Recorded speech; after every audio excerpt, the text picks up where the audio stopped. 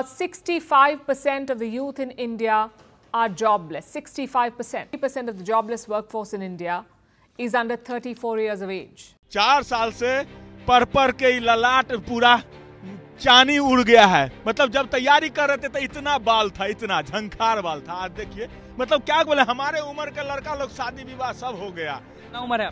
मेरा 34 साल है सर।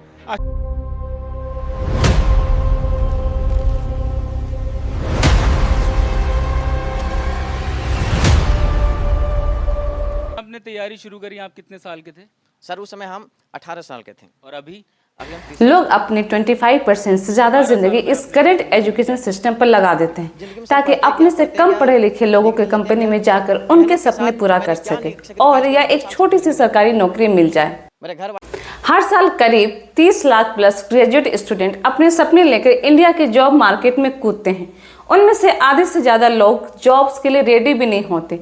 मतलब डिग्री तो सबके पास है, लेकिन वो स्किल्स नहीं जो कंपनी को चाहिए। इंडिया स्किल रिपोर्ट 2025 के हिसाब से सिर्फ 54.8% ग्रेजुएट ही जॉब के लिए प्रिपेयर है और यूथ अनएम्प्लॉयमेंट का हाल तो और भी खराब है। CMIE रिपोर्ट के अकॉर्डिंग 20 से 24 साल के 44.5% यंग इंडियन के पास जॉब ही नहीं है।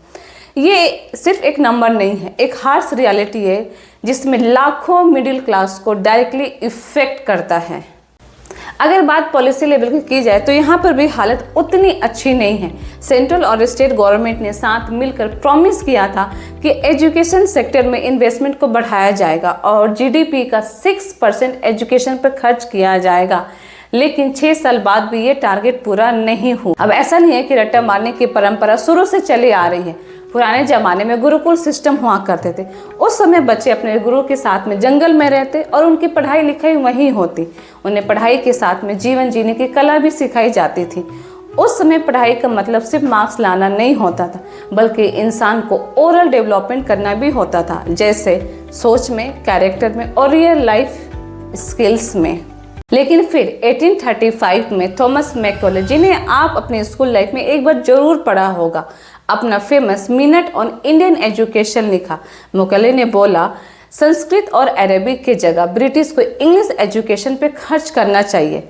लॉर्ड विलियम बेंटिक उस टाइम पर ईस्ट इंडिया कंपनी का गवर्नर जनरल होता है।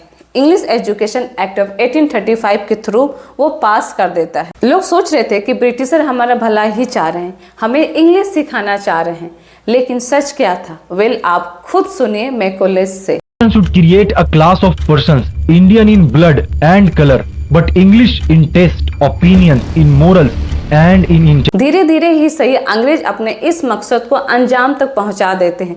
ऑफिस में क्लर्क से लेकर आर्मी में सिपाही तक हर जगह इंडियन से काम कर रहे होते हैं। अब ब्रिटिशर इंडियन को ही इस्तेमाल करके उन्हें गुलाम बना देते हैं। ब्रेन वॉश इस हद तक हो चुके होते हैं कि इंडियन ब्रिटिशर्स के रूल को फॉलो करना अपना ड्यूटी मान लेते हैं। जो पहले curiosity and creative based Gurukul education system था, वो धीरे धीरे खत्म होता गया। क्लासिकल लैंग्वेज जैसे पर्शियन, संस्कृत एंड अरेबिक, इनका इंपॉर्टेंस पढ़ाई में खत्म हो गया। इस बदलाव का इंडियन सोसाइटी और कल्चर पे एक गहरा असर दिखा। जो लोग इंग्लिश एजुकेशन से पढ़ कर निकलते, वो अपने कल्चर, अपने रूट्स से दूर होते चले गए। हमारे स्कूल आज भी वही एग्जाम सेंट्रिक ब्लूप्रिंट फॉलो करते चले आ रहे हैं, जिसमें हम पास होने पे तो फोकस करते हैं, लेकिन ओवरऑल डेवलपमेंट पे शायद नहीं। आप किसी भी 4-5 सक्सेसफुल आदमियों के बारे में सोच कर देखिए जिन्हें आप फॉलो करते हैं या जिनकी तरह आप जीना चाहते हैं, चाहे वो जो भी हो, जैसे विराट कोहली, धीरूभाई अंबानी या PM मोदी जी। ये सब इस करेंट एजुकेशन सिस्टम के ट्रैप में नहीं फंसे।